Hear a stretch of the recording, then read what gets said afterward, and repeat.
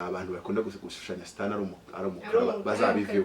Yewe Imana inyereka muri face za black people zaba black nari biranyereka mu face y'umuntu w'umuzungu ibintu byo kuzana no style z'ubuzungu ariko buriya Dawidi na Yesu buriya ibintu byo kubashyira mu ishusho y'ubuzungu byagize ngo sinabikurikirana neza nase kamubaze Bibiliya tujye mu byanditswe Bibiliya tubwira ngo Dawidi yari umusore ngo w'uburanga w'inzobe hari inzobe mu bazungu usangeka inzobe mu bazungu so in the end ubuza abakozi b'Imana bakora umurimo w'Imana muri Kigali amafaranga agura ibirayi barya akatuka muri Amerika cyangwa se muri Belgique abo nabazimu ariko abantu bigize abanyamwuka buri wese yigize umunyamwuka ariko twagera ku ituro buri wese gakonja nk'isupu y'intama ariko wagera mu bintu by'ijambo no gusimbuka no kuzenguruka urusengero akamwereka abantu bazi ko mu ijuru hazajyayo abantu badafite cyane na kino mu ijuru ndiyazarera y'ibyaha nico gituma uzuyamara mu ijuru ndiyazarera y'ibyaha nico gituma uzuyamara ukuntu ibintu bikoze umunsi umwe ikorino ndafasha ariko nukuri ndi mu ijambo ndafashwa umva ndatuye none bari bakiwe umunsi umwe ikorino muri quartier yaho ya mbere turazamuka tugera ku muhanda kwibarabara rya 5 ngo mvuze ko ari abikorino ba mbere mvuze ko ari igice cya 5 Paulo arababwira ati mwirwa mwirata kandi ubuzima mbirataga Imana arambwiye ngo ari 12 itorero ry'Kigali rihuye n'iry'ikorino ariko sindabivuga bamwe ngo baravuga ngo ngende wa Paulo ni ngende wa Kefa undi ngo ngende wa Paulo ngo ngende nondo wa Yesu amen uzo umuntu muri Kigali ko yango njya poso wanje niwe mushumba wanje kushaka kunkangaza kushaka kunkanga undati jewe mushumba wanje uramuzi unamujua komo nukangataze neze ko umushumba wa uzo umuntu ashaka kwemeza ko ari umwadeperi ati nge ndi umwadeperi wa wundi w'imbere cyane yego numva ngo nje kamubwire kandi ntabwo nigeze ngo wanyabwaye naburinze se ntabwo nigeze ngo ubundi ikintu kikumenyesha umuntu ufite amavuta bya vrai ntago ahura n'umunyabyanga atangire kumwentimida nutihanura pa nutiharira gucindura irakumenagura hari umuhanuzi wajyaga bimbwira gutya bitarenze iminsi 3 urabona miliyoni ziri hagati y'ebyiri n'eshatu n'ebyiri magana kuko ari mu mavuta avuye mu mavuta bamwe gutinguriza 50 nzabikwishyura mu minsi 5 yavuga ngo uzayakura hese wakemera ko umuntu yigeze ampamagara ngeze centre akamwanga ngo praise the Lord ni kamera n'abantu gusamara n'iki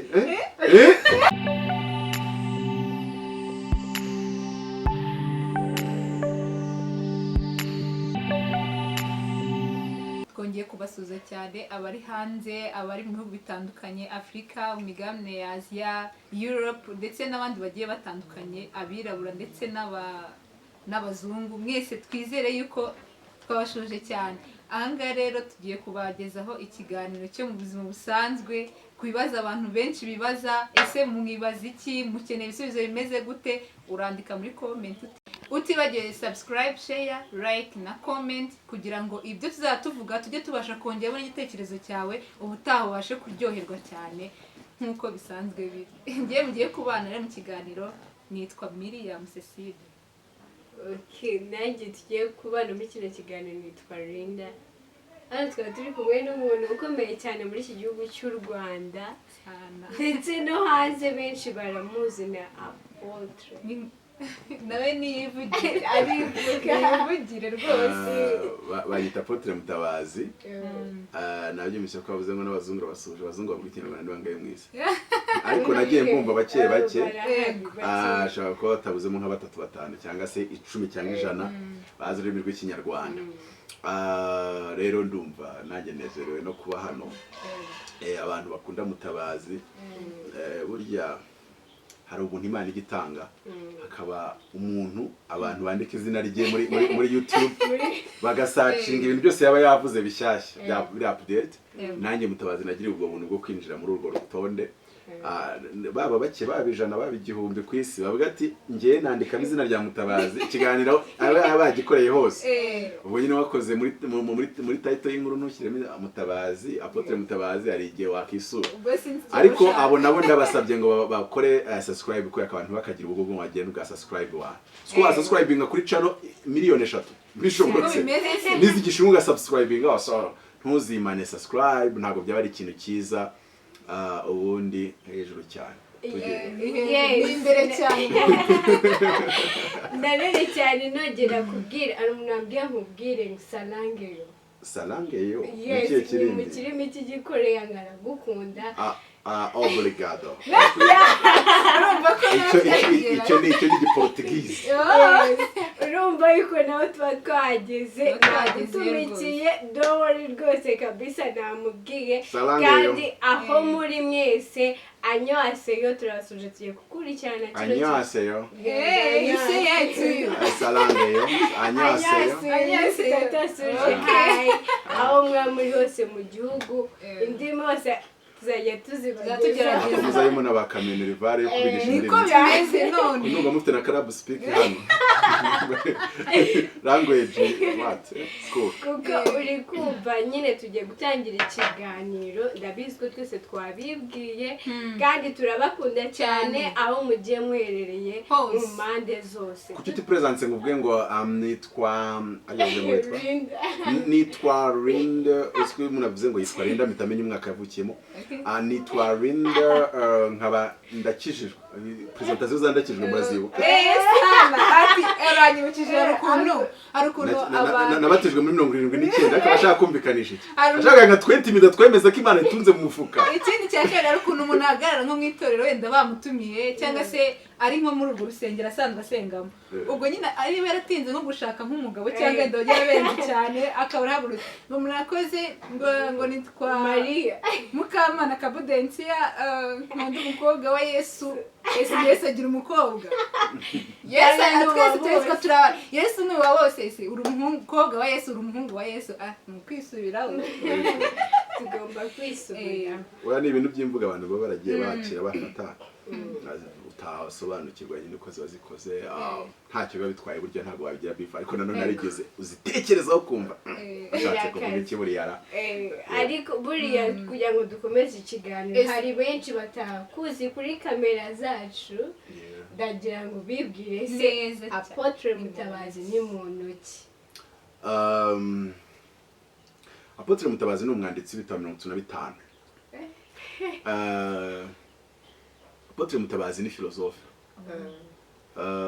Apotre Mutabazi ubundi ku bantu bemera ko Imana ivuga ndimwemera ko ivuga yego turabyemera nawe wemera ko ivuga byemera hari icyo Uwiteka yakuvuzeho sana ahubwo ndategereje rwose ndacyabitegereje hari byinshi cyane tugitegereje wonderful Imana yihutisha amasezerano yanyu mu izina amen turabyakira cyane abantu bajya banga iby'Imana birya barambije bari tugiye mu mvugo zivuga zikarisi iby'Imana birya barambije ni nko kubanga ngo inzira z'Imana zirengiza inkingi ya supernet ayo ni amagambo abantu baba barahimbye n'abandi ngo intungane bwira 10 nta byanditse muri bibiri ndabira na gatatu ndayigira ahubwo nanditsemo ngo naho umukiranutsi yagwa 7 azabye ibi bwana ngo birya barambije nabyo ntibyanditse icyakora hari ahanditse ngo icyo gihe cyose isezerano ryarangiragezaga ahari ryakugerageza ariko bishobora no kugerageza mu minsi 30 70 buriya Yobu yageragejwe amezi 8 buriya 8 months ariko shaka cyakigeragezo cyanyaye cya kindi cya bien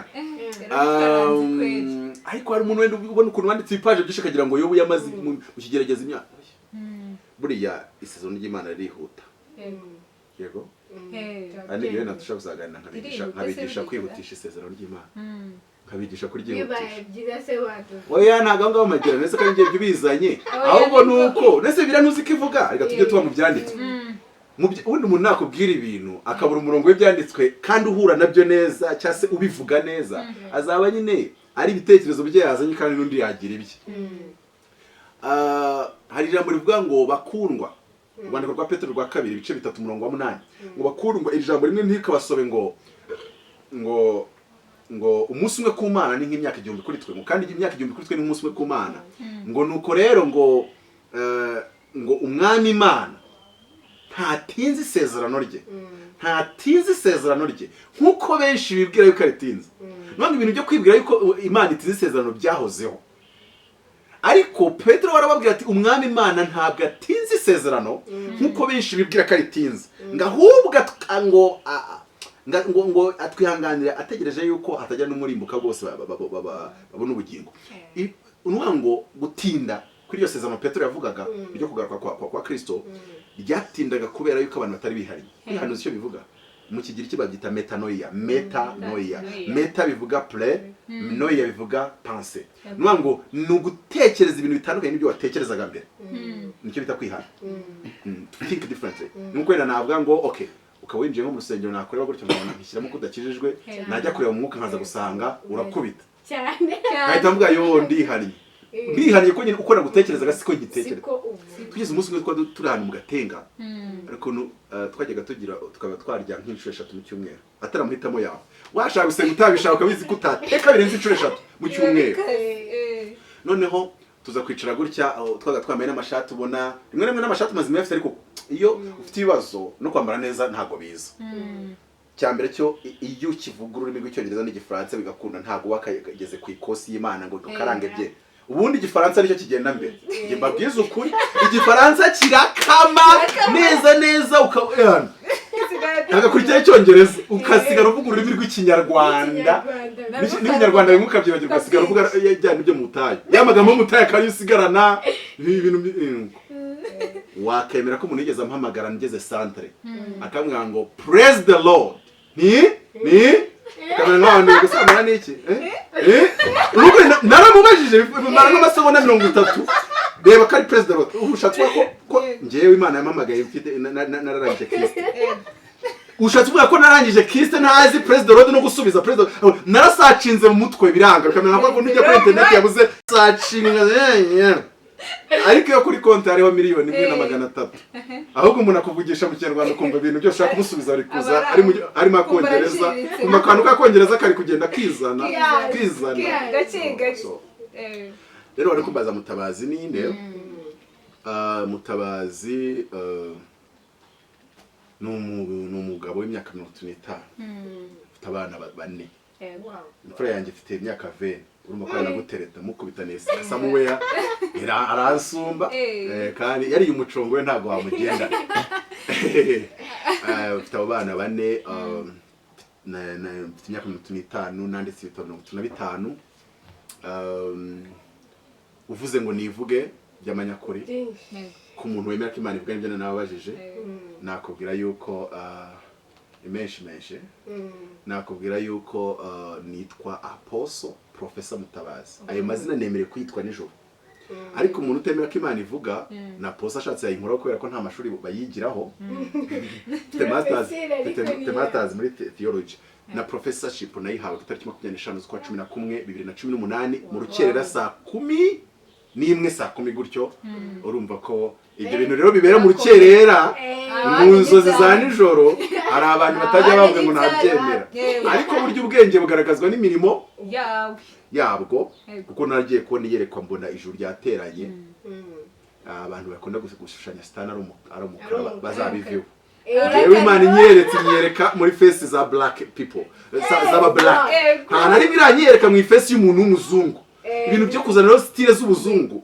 ariko buriya Dawidi na Yesu buriya ibintu byo kubashyira mu ishusho y'ubuzungu byagize ngo sinabikurikirana neza mbese kamubaze Bibiliya tujye mu byanditswe Bibiliya tubwira ngo Dawidi yari umusore ngo w'uburanga w'inzobe hari inzobe mu bazungu usangiye ko inzobe mu bazungu so in the end hari ibintu badukubitira mu gafuka urumva ko bisaba gusoma wa muntu upfa kuvuga ibyo utasomye nanone ntabwo ari sawa ujye ugenda ubanza ukora ubushakashatsi ikibazo abantu bakunze kugira iyo umuzungu aje none se urabona Imana ntabwo iri noir twebwe turi noir turi black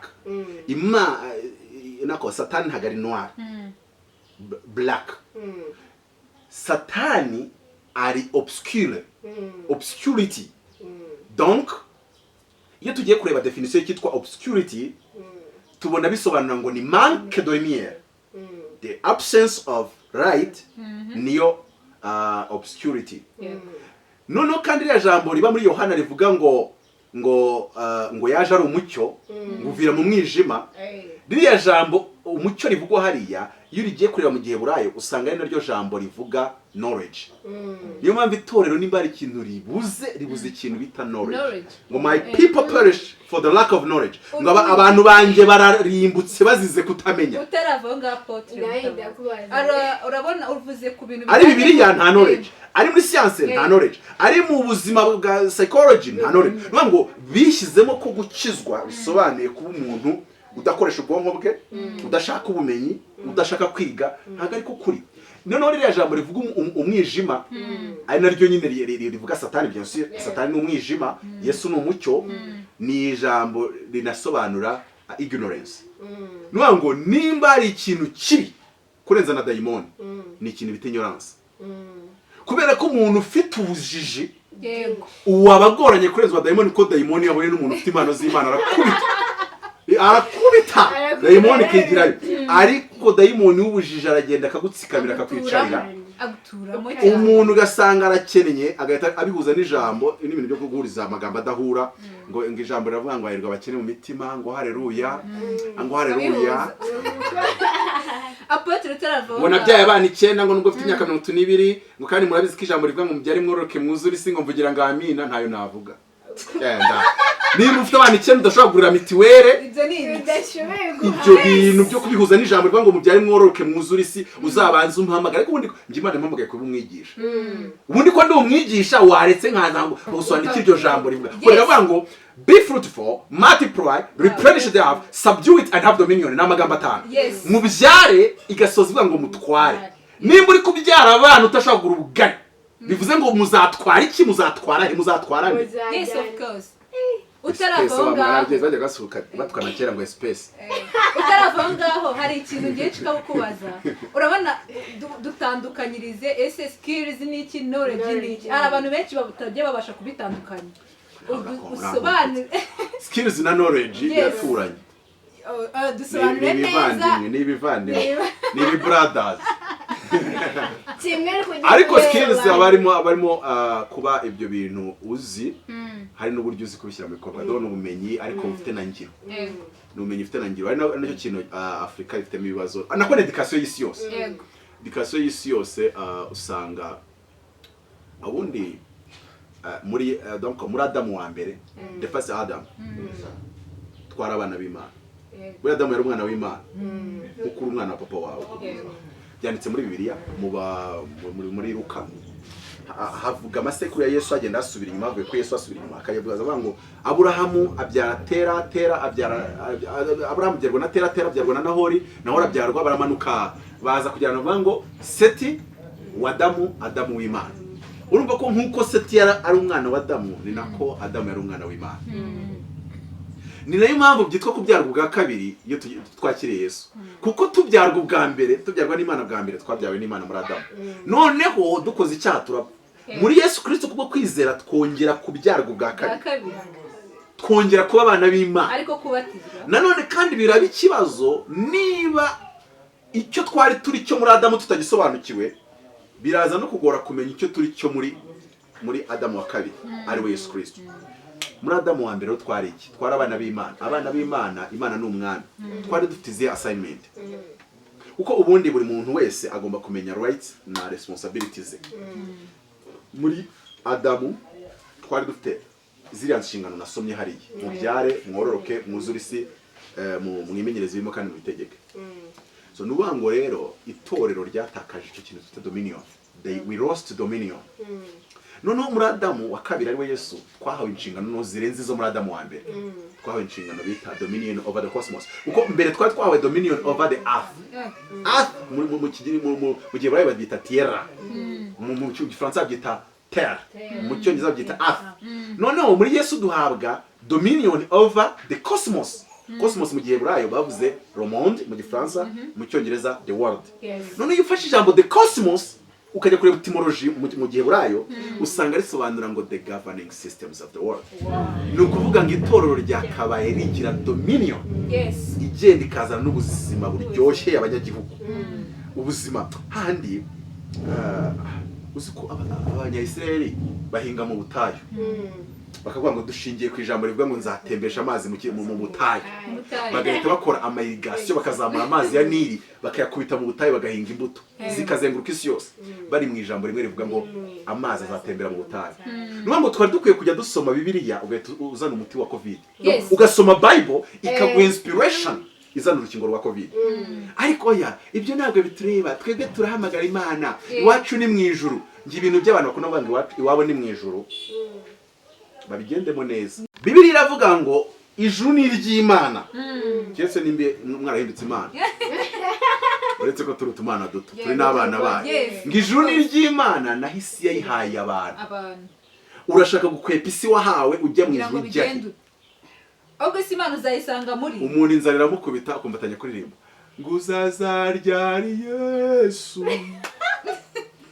ngo wimingoma zokine bona agafashwa. Ariko ni ikibazo cya isi Kigali iri kumukubitika muri mumere nabi, randi road ameze nabi, agahita azamukira muri ayo mavuta.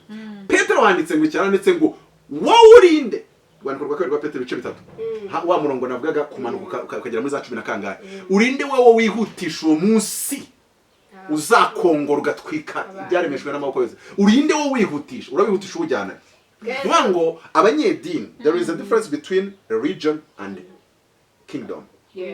Religion and the kingdom. Ubwami ntabwo ari idini, kuko Christianity it's not a religion. Uzavuga ngo abasilamu ni religion, uvuge ngo abahindu ni religion, uvuge ngo abayahudi ni religion, ariko Christianity it's a relationship, not a religion. Ni isano ugirana n'Imana. Njye hari abantu bajya baza bakaza amateraniro yanjye abasilamu, barangiza bakamaramo nk'amezi 3 tukazaganira kambwa ati rero ngende umusilamu, banyita Hadija gutya na gutya, ba Aisha no akambwa ngo nananze kubikubwira ngo kubera ko nkunda inyigisho zawe, ngo kandi iyo mbikubwira numvaga wambuza kujya nterana bino ubona abantu wenda tuba dufite amateraniro online. Nkambwa ninjye nta kibazo mfite, ni kandi kuvuna bimbwe sinzigera nkubwira ngo waturese umwami mukiza. Yesu si inyanya z'ikimene ngo ndaziguhatira, kandi inyanya z'ikimene barazishyuza. Mugabo makeya njewe rwose wowe komeza ahita abo ngahita ninamubwira ni subhana wa ta'ala alhamdulillah, hamwita mwani Allah akbar. Mwani je ntagira umuntu guhatiriza ko umukristo, ntago ibi ari ibintu byataye agaciro twiba guhatira abantu.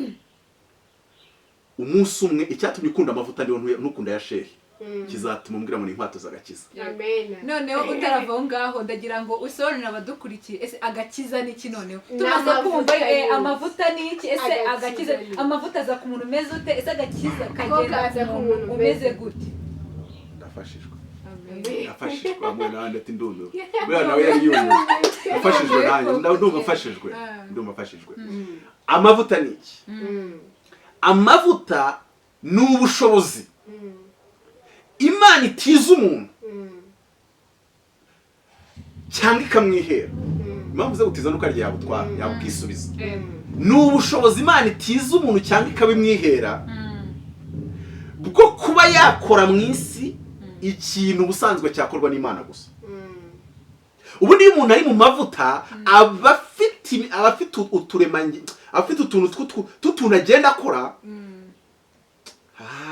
Paulo ngo ikikururuka cyamufashe ku gikonjo, ngo abantu baravuga ngo none idacurwa kibera ntagira mureka baho, ngo arangije kuko yari ari mu mavuta. Mvugira ngo amena, kuko yari ari mu mavuta atizwa ubushobozi bwo kuba Imana muri ako kanya, bwo kugira amaraso y'Imana muri we, akagira imitsi y'Imana, akagira DNA y'Imana. Noneho kuko cya gikururuka kitashoboraga gukira ubumara mu Mana.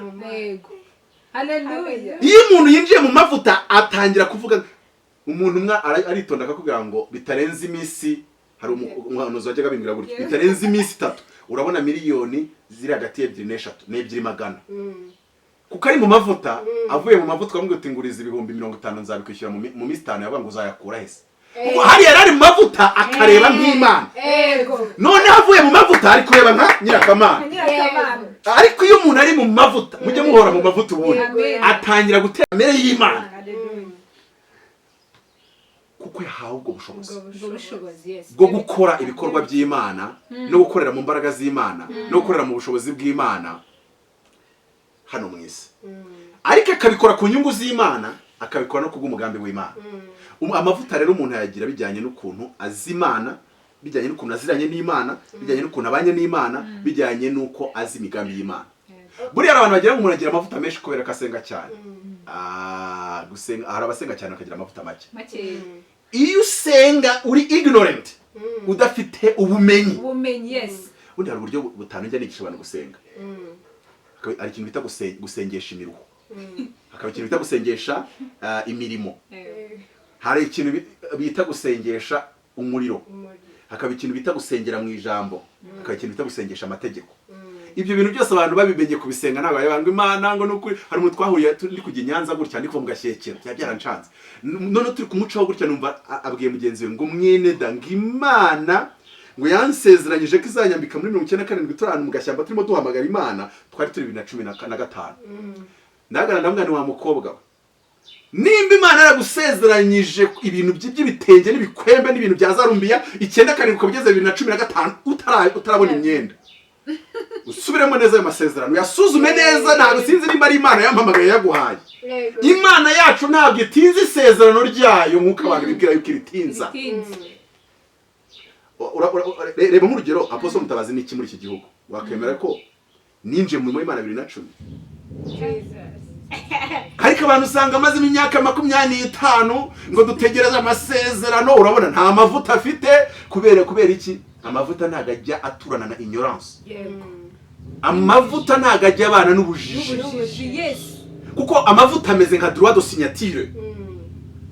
Ntago rero igihugu cya droit de signature kiziko utanakandagiye ishuri. Niko bimeze. Nimba rero ushaka amavuta soma ijambo cyane. Soma ijambo cyane. Tekereza ijambo cyane. Ijambo riri muri Zaburi ya mbere rivuga ngo hahirwa umuntu udakurikiza imigambi y'ababi. Ntagara n'abakobanyi ntiyicare n'abanyabyaha. Ngo ahubwo ngo amategeko y'Uwiteka ngo akaba ariyo yishimira. Ngo kandi ngo amategeko akaba ariyo yibwira ku manywa n'ijoro kwibwira. Nuvuga ngo ijambo ry'Imana amategeko y'Imana urabifata ukabisoma. Ukabivuga. Ukabisakuza. Ukabigoragoza. Ukabikaraga mu mutwe. Ukabizunguza. Ukabitekererezamo. Ukabiganiriramo. None agatangira kuba ari yasa nahagenga ibitekerezo bya byose. Akaba ari yagiye.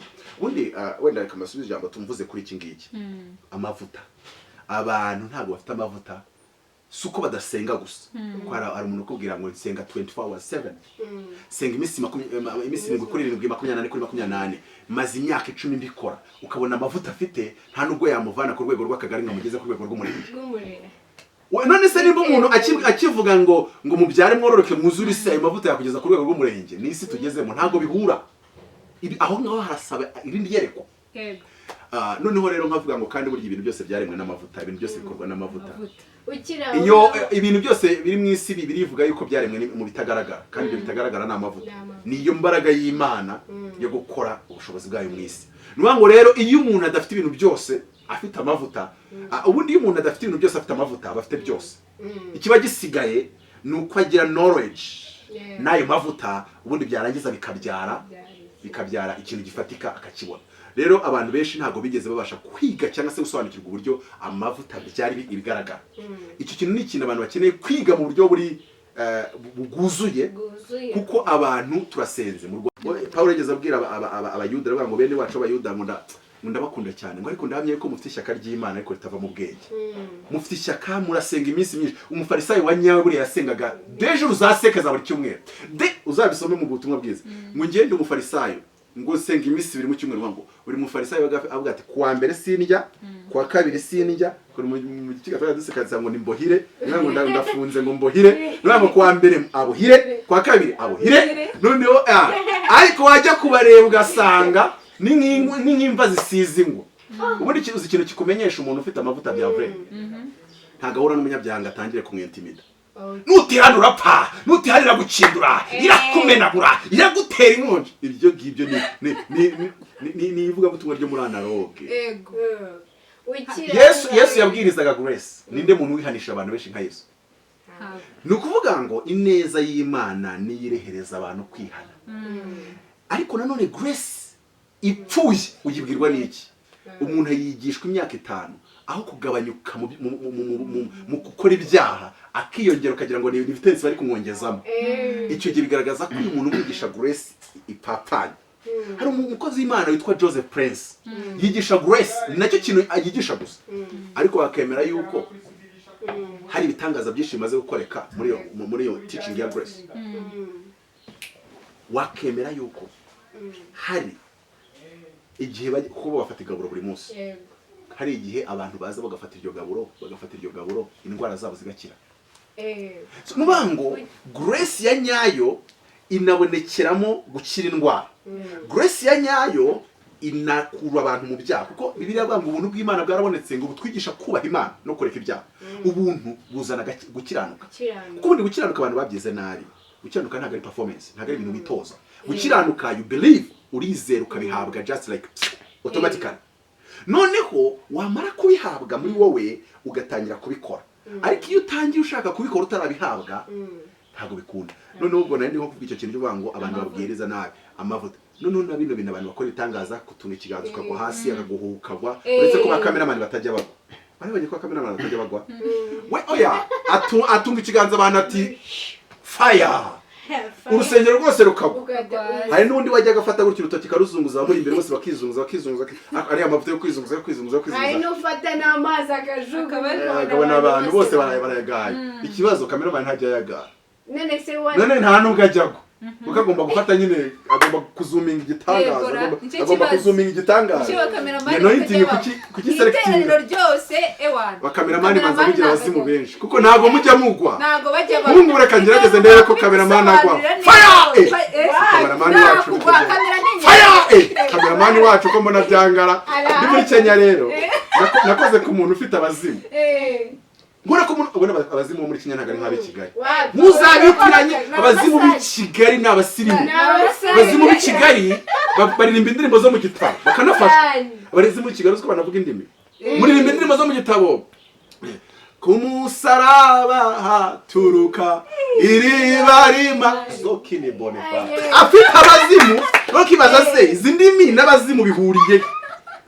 Ariko muri Kenya ufite abazimu utangira gusenga. Utangira gusenga ngo mu izina rya Yesu Kristo, ukumva umuntu yinimbuye hasi amaguru akayara. Twasenze mu giterane umuntu ava muri metero 500 bari bararoze ibisazi. Aza ari gukororinga mu mucanga yibirindura gutya. Hari umucanga bajya no kuvoma bakoresha udupunda utuntu tw'udupunda. Bumva hari umucanga ubushyushye nko mu butayi. Mu gace twagiye modoka buri hafi ya Somalia. Wumve neza ngo yaje yibirindura mpaka mu giterane. Abi Kigali unasenga bari ku ruhimbe ntibibirindure nibanago. Noneho kuri kugira ngo abazimu b'i Kigali ubanyeganyeze cyo tuzanye Benini na Bonko kabateranye gashyiraho kayandi. Nurubango byihuza aho twasunika tukanyeganyeza. Naho ubundi barakugagarana. Cyane harimo abantu bafite abadayimoni akakureba ngeye mushuma ngo bahagurutse. Abadayimoni b'i Kigali baratangaje. Noneho nabafunga mutwe. Nabafunga mutwe cyane. Bihagazeho.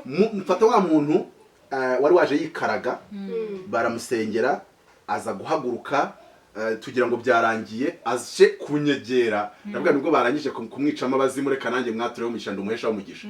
Kimukoraho ahita kinimura hasi. Mutabazi ndiruka cyane ndadoda ndiruka. Garukira kuri portail ikibuga twati gukoramo igiterane. Nka apostle wari waje ayoboye igiterane main guest araza nyirukanka aramubwira ngo apostle ngo kill the devil, ngo kubita daimoni, ngo buriya ngo aba yagutinya abahabutse amavuta yawe. Ariko wumve neza namanutse mu ijambo kubera amavuta y'umuntu bita apostle tumwine yari yasutseho kamurira inkweto z'intariyane nta turo nari mfite. Ariko hambwe ati ntuzongera kugenda na bisi. Mpitamuhabwo ati ntuzongera gutumirwa ngo ugende na bisi ahantu hagenwa n'indege. Bahita bantumira abantegera bisi. Ndavuga ariko rero imvugo y'Imana isigara agatangaza. Abantu mwacumujwe n'imvugo y'Imana. Haleluya. Abantu mwacumujwe n'ikindi. Arabakobwa babwira ati mwitegure ati fiance araje n'impeta arayikwambitse. Bacumuye mu mutima baguye ibintu byakomeye. Noneho ariko humura huye nandi mavuta nese mutwaze ngo sifite amavuta.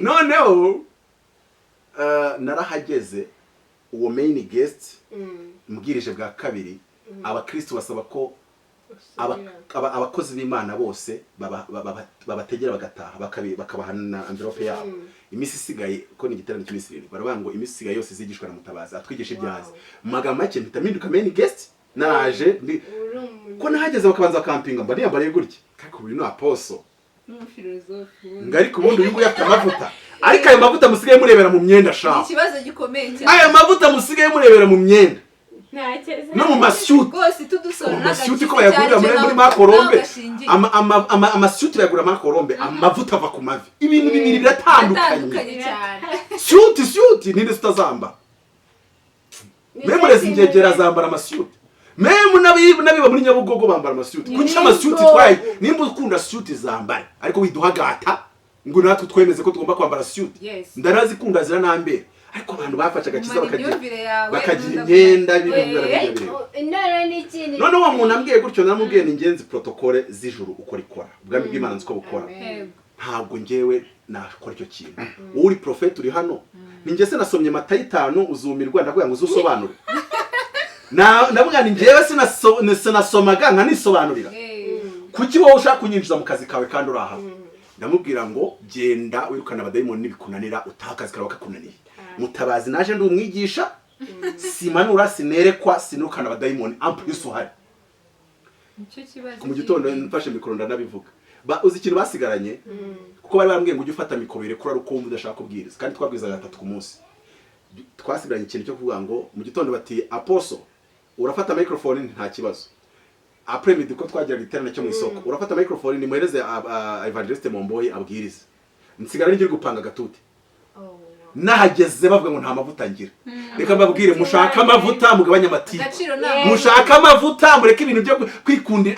shaka amavuta umuntu wakwigagajeho uzabona kwishakira shaka amavuta umuntu wanze kuguhamagara azahiga nimero yawe shaka amavuta umuntu wagukwepaga azatangira kwifuza guhura nawe shaka amavuta ibintu bizasobanura niko agaciro n'amavuta ngewe naranje kwiga ariko nabuze akazi mora ku musozi Imana yansezeranye ko izama akazi ariko karanze karabura nta mavuta ugira ura ku misozi ariko nta mavuta ugira nese akazi azakabona gute umuntu ufite oya hari n'ugiye bakakamwima umuntu ufite amavuta yinjira muri office aze kwaka akazi utanga akazi akimubona agatavuga ati uyu niwe n'uyu kandi mutanaziranye akaba yanarwana nabo bari kumwe njye umuntu nzi umukadire muri banki yagiye kurwana hejuru ati uriya muntu muvane ku 180 mu muzamure ku 200 ngari ashwana n'abandi bakadire ariko uvugira umuntu batanaziranye arangije ahita yivirayo ajya gukora muri za UN ahembwa mu 1500 by'amadolari ariko wumve ko ajya kuva muri banki yavanywe nuko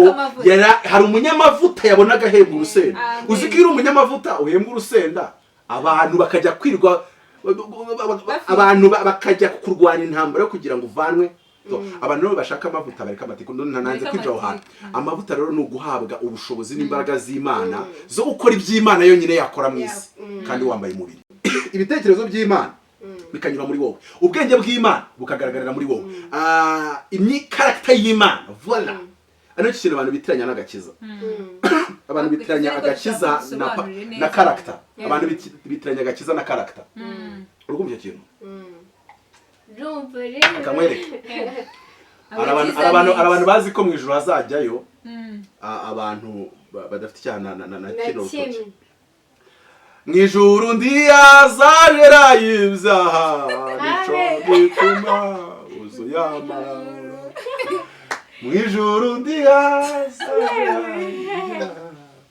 nico gituma uzuyama ukuntu ibintu bikoze umunsi umwe ikorino ndafasha ariko nukuri ndi mu ijambo ndafashwa umva ndapfuye none abari bakiwe umunsi umwe ikorino muri quartier yaho ya mbere turazamuka tugera ku muhanda ku ibarabara rya 5 ngo mvuze ko ari abikorino ba mbere mvuze ko ari igice cya 5 Paulo arababwira ati mwirwa mwirata kandi ubuzima mbwirataga Imana yarambwiye ngo ari 2012 itorero ry'Kigali rihuye n'iry'ikorino ariko sindabivuga bamwe ngo baravuga ngo ngende wa Paulo ngo ngende wa Kefa ngo ngende wa Paulo ngo ngende nondo wa Yesu amen uzo umuntu muri Kigali ko yango njya poso wanje niwe mushumba wanje ushaka kunkangaza ushaka kunkanga undi ati jewe umushumba wanjye uramuzi unamujyuwa ko mbona ukangataze nese ko umushumba wa uzi umuntu ashaka kwemeza ko ari umwadeperi ati nge ndi umwadeperi wa wundi w'imbere cyane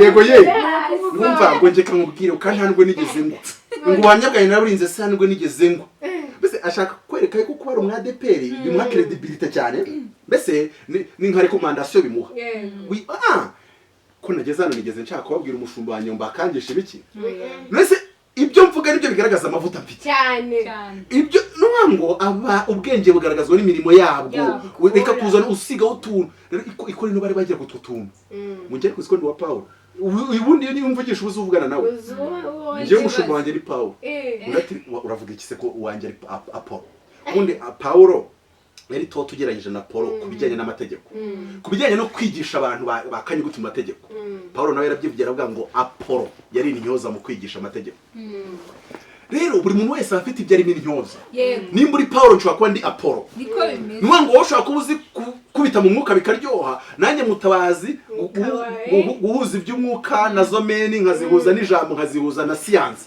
nanjye mba ndi iwanjye mu matware y'iwanjye mu by'ukuri rero buri muntu wese namenye anointing ye imeze gute noneho abwira abo bagabo baravuga ngo mwirwa mwirata ariko kwirata kwanyu si kwiza ati ibyo kuvuga ngo mwese murahanura mwese muvuga mu ndimi kugeza naho bamwe bavuga mu ndimi hatarabo kuzisemura cyangwa kuzisobanura ati ibyo ntago byo bibagira abanyamwuka ati ngiye ndi kubandikira mwandikira abantu ba kamere bati ye ati ye tigusomana iki ye ariko umuntu mubwirigire ko ati mwebwe muri abanyakamere yego ati sigushatse kuvuga iki ati icyambere murakuguzanya bintu ubundi umuntu utaragera neza ku gihagararo cya Kristo nge simbuka ko batakijijwe iyo bigeze ku mafaranga nyine akwereka uwo ari aho ngaho ababwira ibintu byinshi 12 ntabwo ndabivugira aha ariko reka nivugira icyo yababwiye noneho kuri gatanu arababwira ati nubwo se mwirwa muvuga indi mishaho wababona muri zomeni rike ya manga foketebo sezekereya zidididi kudududu mumeze nk'abarushana arababwira ngo wagize ngo inkuru ntizamamaye ko muri mwe harimo ubusambanyi butaboneka no mu pagani ariko aba bantu ajya kubandikira atangiye bandikira ngo ndabandikira abera bikorino aba bantu bafite ubusambanyi butaboneka no mu pagani kuki abisabera kandi arabasambanyi kuki atabisaba atabandikira mwabasambanyi mwe bikorino mwabanyakamere mwe ndabandikiye agatangira bitabera ariko yagira hagati akavuga ibyabo noneho aza kuvuga ngo umuntu kwenda mukase ukitorura ukifata mukaso mukaryamana ejo mukajya kuvuga indimi aravuga ngo uwo muntu mwari mukwiye kumusohora muri mwebwe ngo ariko umunsi umwe ngo nari nteranye namwe mu mutima byaye n'umuntu akunda avuga ngo turabana mu mwuka ariko batubeshya benshi ni igipindi turabana mu mwuka wowe unaba mu mwuka ubundi umuntu umunyakamere ukamubwira tujye gusenga ngo turabana mu mwuka iriya dimension yo kubana n'abantu mu mwuka ntago ari buri muntu wese yitunga noneho wenda nk'urugero hari umubishop witwa Tumijuke yigeze kuba barika bari bakora icyumba cyo kuraramo bararaveye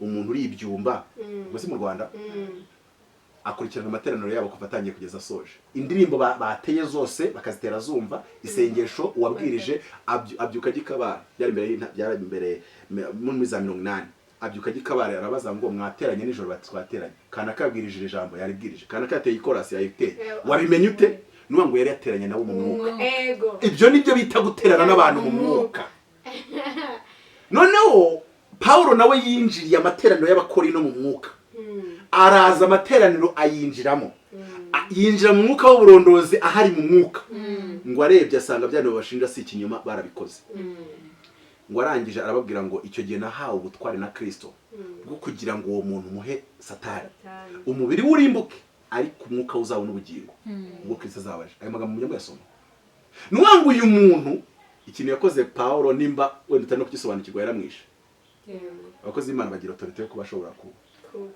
kuvuga ati uyu muntu akazamura ikiganza ejo bakagushyingura ariko abakozi b'Imana b'Ikigali ntibazo autorité z'umukozi w'Imana umuntu wese araza akakurira baratuvanga ngo murekere kutuvanga ni gute reka mubaze ni gute umuntu aba ari umukristo wawe atanga icya 10 ahembwa miliyoni 2 ubizi ko icya 10 cya desamiri buri kwezi kiza ubizi ko iyo mugiye kwitanga ku rusengero 2 imwe na 500 abo wa mbere umuntu akamwiyongoza mu kazi akamwirukanisha nawe urebera ngo Imana izagwa kandi wa muntu agitekereza kumugambanira wakagombye guhita uhamagara wa mukristo ukamubwira uti ndikubona akazi kagara akagambana warangiza ukamubwira uti shaka ituro dusenge dukubita umuntu n'ikindi gihe atazongera kumenyera umuntu wavuzweho n'Imana umva ko bita stroke ukajya ku Faisal ubwo wasanga ubuhaza ukajya kuyivuzamo uzajya kugaruka utagifite gahunda yo kunyirukanisha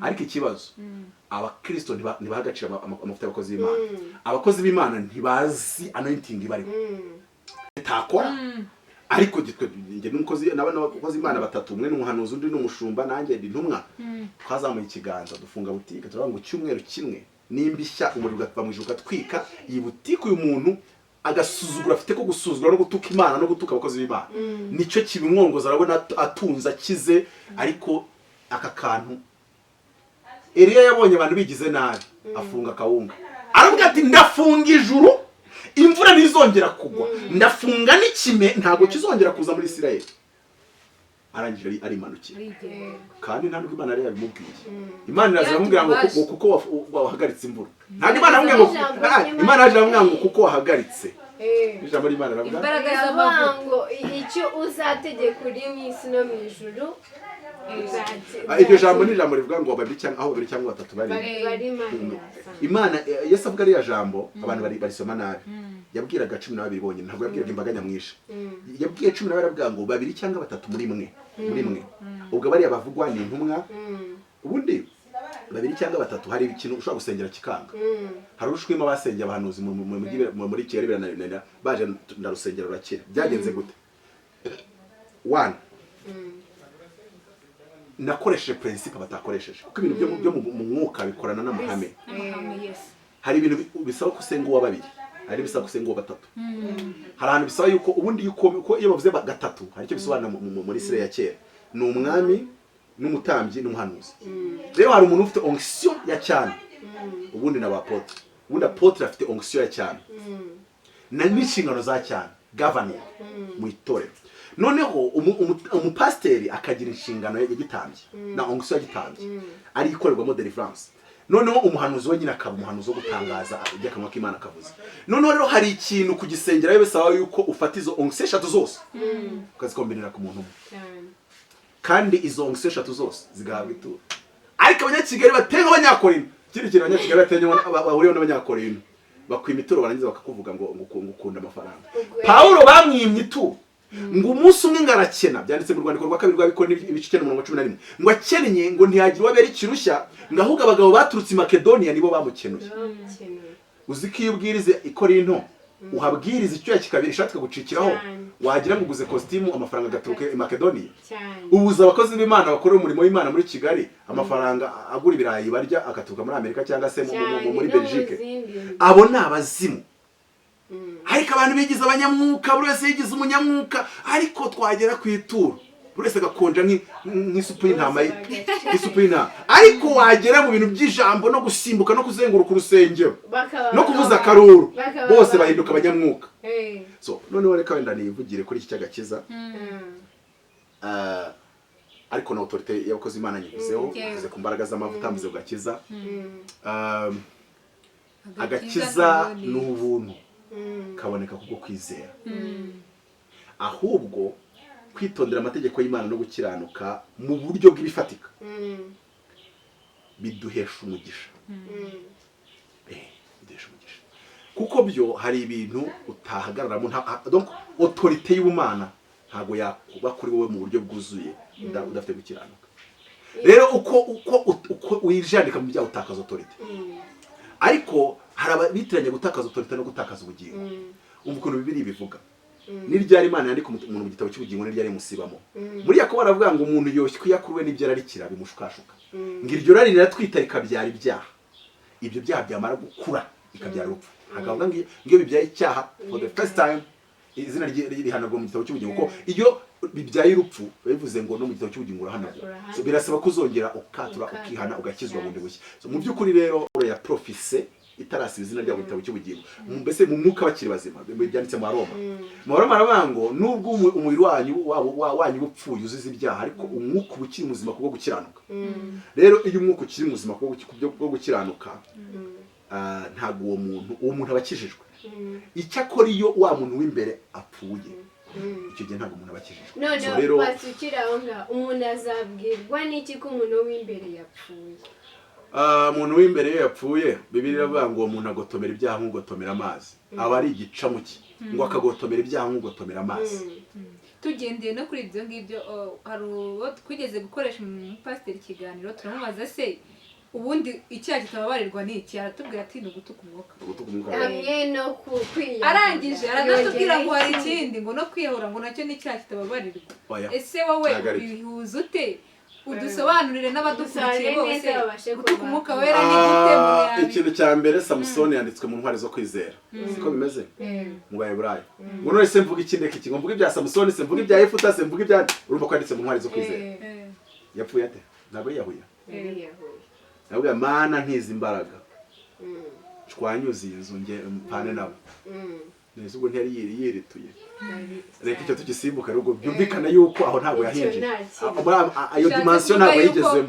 Kwiyahura ntabwo byasobanura ko umuntu. C'est pas nécessaire makumva ko. Ikindi abantu nabakwiye ngo bikuremo kumva ko umuntu ujya mu ijuru ari umuntu udafite akana kamwe kamubwira. Korari y'umudugudu wa Deperi runaka ifasha amasengesho y'imisi 3 mbere yo kujya mu butumwa bwivuga butumwa bw'indirimbo Igisenyi. Urabisiko dufite amakorari arenza kucyo byabayeho.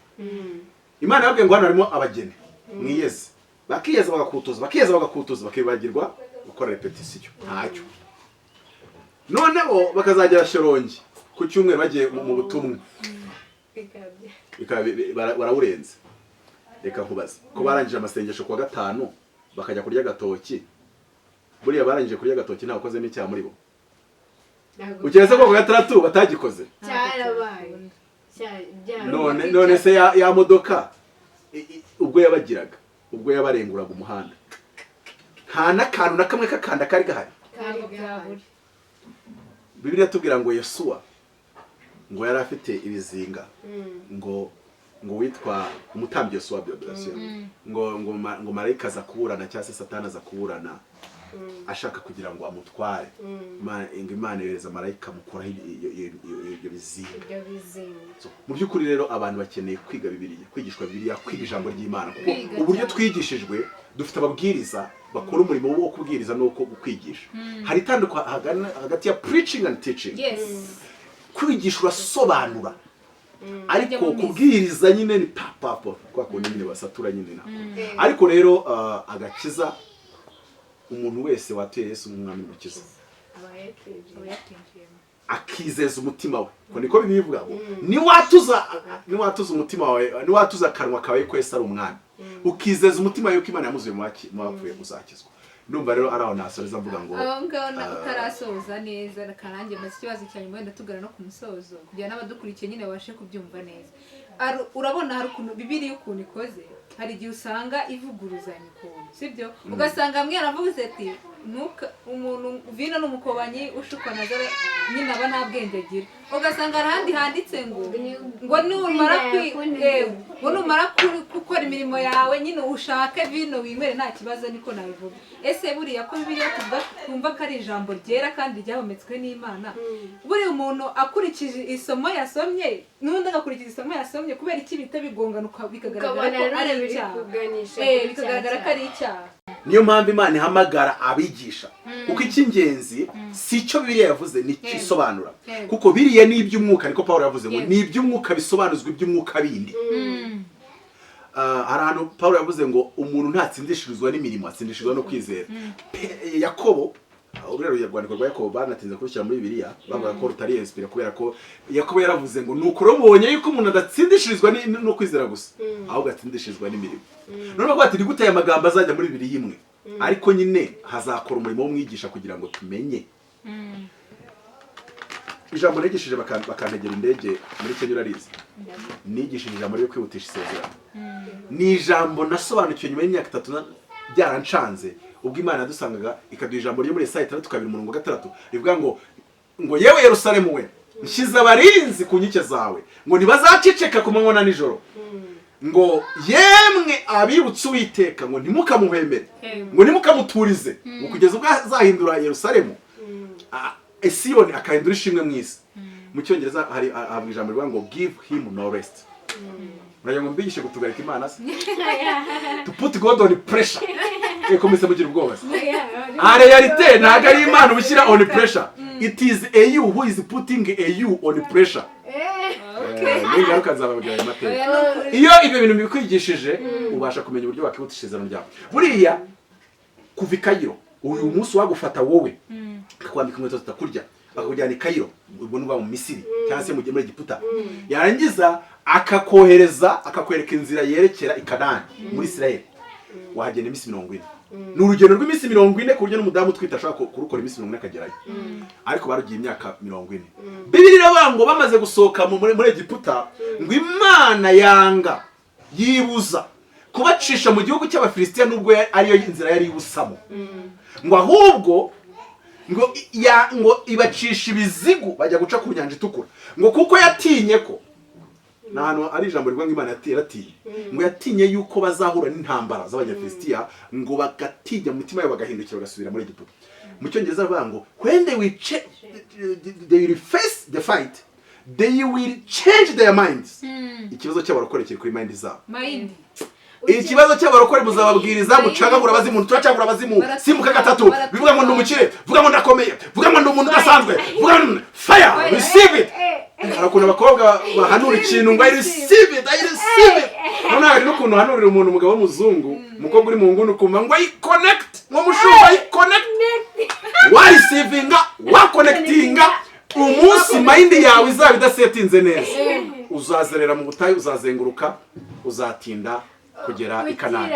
Ngaho reka mubaze gatoya hari abantu benshi cyangwa abo twita ngo ni abapasiteri cyangwa abigisha cyangwa n'abandi bantu bagiye batandukanye simbinjiramo cyane bakunda kuvuga ngo umuntu wiyambika ubusa katuga wambara ubusa ntashaka kugira umwuka nta n'ugashobora gukizwa. Ese ibyo bintu wabidusobanurira gute?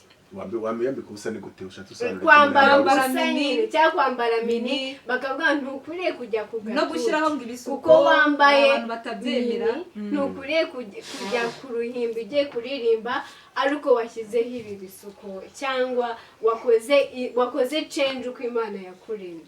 Ibyo bintu byera ariko muri interview yameze nk'ushaka kumariramo beef yose y'abantu mwagiranye bose. Oya nace reka twikomereze nasoza mvuze ngo abayoborwa n'umwuka nibo bana b'Imana. Ubundi abo bantu bambaye mini icyo bakeneye cya mbere ni relationship n'Imana. Christianity is not a religion, it's a relationship. Icyo bakeneye no kuvugana n'Imana, communication. Relationship itarimo communication nabyo bari kibazo. Noneho rero umwuka ni wazabamenyesha what to do and what not to do. So rero reka se nusoreza aho ngaho ubwo musa n'umuntu gukubitiye mu gafuka kugira ngo icyo tuzakiganira ikindi gihe tutaza kukigera kirekire nafite umwanya wo gusobanura ko yiri umwigisha ubukeneye akanya kugira ngo usobanure. Mwakoze cyane.